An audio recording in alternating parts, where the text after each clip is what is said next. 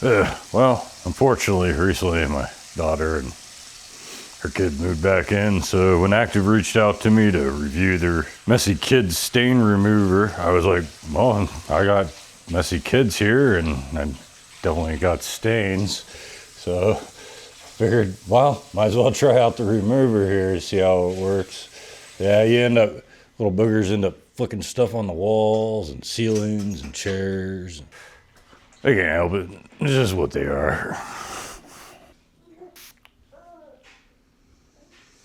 Pretty much odorless. All right, we'll try it out here on the wall, see what it does. Hopefully it don't take the paint off. All right, left it on there for a few seconds. Let's see how this does. Oh, that's a deep one. Did not take the paint off, that's promising.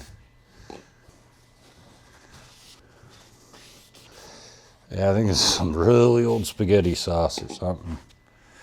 All right, I got another one here. I'm gonna try leaving it on a little bit longer this time, because that took more elbow grease than I wanted to put into it. Of course, you always got your light switches always end up looking like this, because, well, you try to get them to tell them wash their hands, but obviously they don't. Oh yeah, works real good on that.